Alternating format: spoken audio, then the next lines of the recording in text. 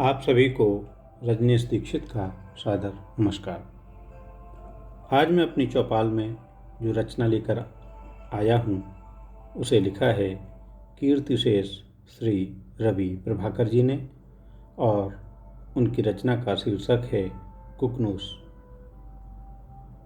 आज दुर्भाग्यवश भले ही रवि साहब हम सब के बीच में भौतिक रूप से भले ही मौजूद न हों, लेकिन अपनी रचनाओं के माध्यम से, अपनी समीक्षाओं के माध्यम से, अपनी टिप्पणियों के माध्यम से और उनके सरल व्यवहार की वजह से हम सबके बीच में हमेशा अपनी उपस्थिति का एहसास कराते रहते हैं।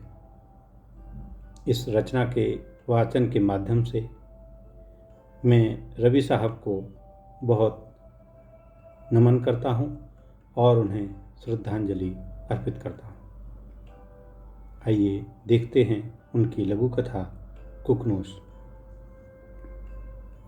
समुद्र की उतंग लहरों की स्वर लहरियों से गुंजायमान वातावरण में निश्चिंत भाव से चहकते गुटुरगू करते दाना चुग रहे कबूतरों की गर्दनें अनायास ही होटल ताज की ओर से आ रहे लोगों की दिशा में मुड़ गईं।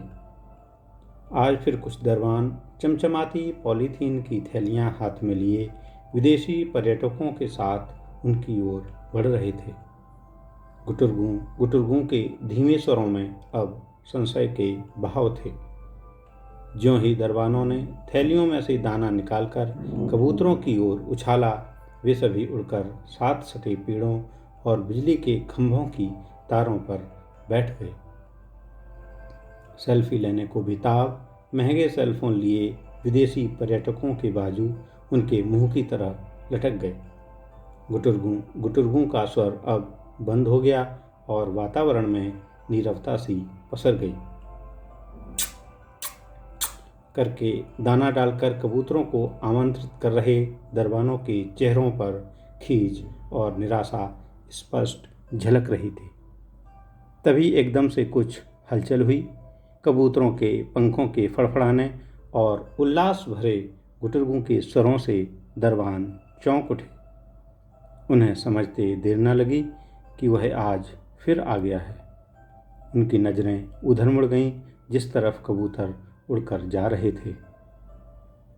ढीली पतलून, पैबंदों से सजा ओवरसाइज कोट और सिर पर मैला सा हैट।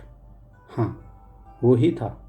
धीरे धीरे आए आए आए करते हुए पुराने से कपड़े की थैली में से दाना निकालकर कबूतरों की ओर बिखेर रहा था।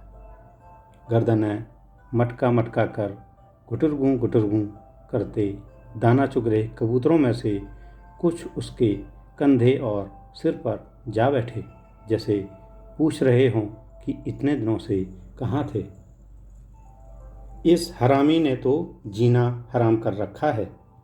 कसैले स्वर में बड़ी बड़ी मूँछों वाला दरबान अपने साथियों से मुखातिब होते हुए बोला, सही कहते हो यार, यही मौका तो होता है इन फॉरेनर से बख्शीश लेने का, पर ये शाला सब गुड़गोबर कर देता है।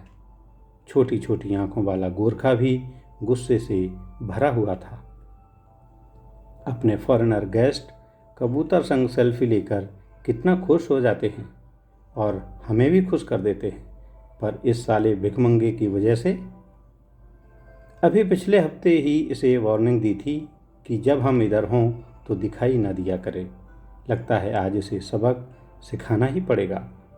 एक और दरबान का दांत भींचा स्वर उभरा और वे सभी तेजी से उसकी ओर चल पड़े। ओए, तुझे मना किया था ना, इस तरफ मत आया कर।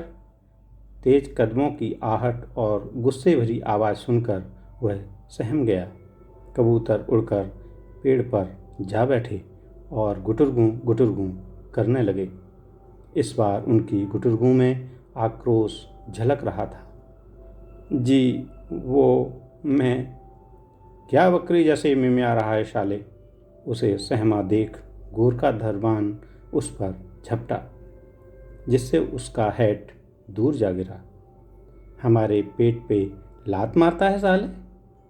बड़ी बड़ी मूँछों वाले दरबान ने उसके कोट का कॉलर पकड़कर एकदम से झटक दिया। जैसे ही कॉलर झटका तो कोट के अंदर से सैकड़ों कबूतर फड़फड़ाते हुए निकले और आकाश की ओर उड़ गए। अशरीरी पतलून बेजान होकर जमीन पर जा गिरी। दरबान के हाथ में सिर्फ कोट ही रह गया और कपड़े की थैले से सारा दाना निकलकर जमीन पर बिखर चुका था। लघु कथा समाप्त हुई। आप सभी समय के लिए बहुत धन्यवाद।